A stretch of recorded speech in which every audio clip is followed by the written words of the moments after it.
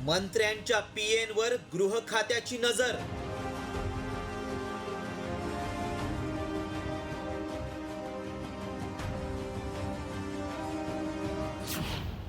मंत्रालयातील दलाल हद्दपार होणार.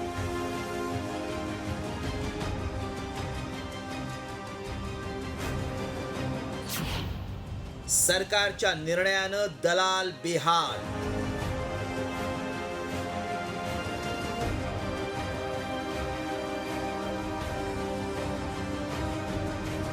काही लोकांना तिथे पीएचं काम करता करता दलालीची सवय लागली. त्यामुळे अशा दलालांना कुठेतरी बाजूला केलं पाहिजे म्हणून मी सांगितलं की या संदर्भात आम्ही त्यांचं सगळी पडताळणी करू आणि त्यानंतरच त्याला जी काही मान्यता आहे ती मान्यता देऊ. आता ती आम्ही प्रक्रिया सुरू केली आहे. ऐकलत, फिक्सर पीए चालणार नाहीत अशी तंबीच मुख्यमंत्री देवेंद्र फडणवीसांनी मंत्र्यांना दिली होती. त्यामुळे मंत्र्यांचे दलाल पीए आणि पीएसचे धाबे दणाणले.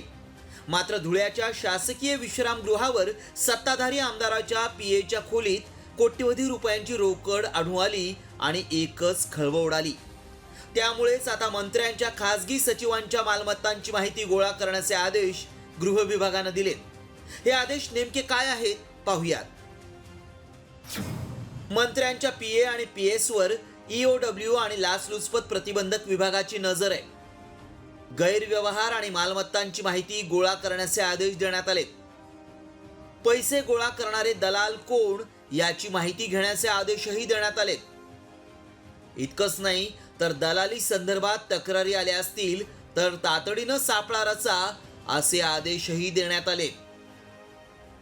सरकारनं घेतलेल्या निर्णयानंतर आता विरोधी पक्षानं सरकारला आरसा दाखवत भूतकाळातील निर्णयात कसा पक्षपातीपणा केला याची आठवण करून दिली आहे. जो दोषी आहे त्याला मला असं वाटतं त्याच्यावर कारवाई होईल, झाली पाहिजे.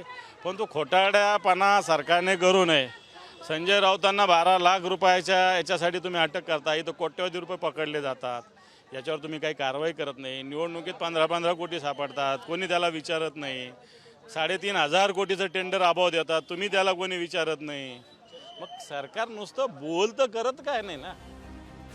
खरं तर मंत्रिमंडळाच्या शपथविधीनंतर 1.5 महिना मंत्र्यांचे पीए आणि पीएसच्या नियुक्त्या रखडल्या होत्या.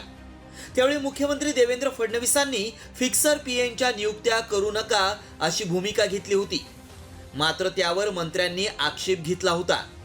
त्यानंतरही फडणवीसांनी आपली भूमिका कायम ठेवली आहे. त्याचाच पुढचा भाग म्हणून सरकारनं आता मंत्र्यांच्या खासगी पीएच्या कारभाराकडे मोर्चा वळवलाय. आता सरकारच्या निर्णयामुळे मंत्र्यांच्या पीएनकडून सुरू असलेली मंत्रालयातील दलाली खरंच बंद होणार की यातूनही पळवाट काढून फिक्सर पीए दलालीचा नवा मार्ग शोधणार याकडेच लक्ष लागलंय. ब्युरो रिपोर्ट, साम टीव्ही न्यूज.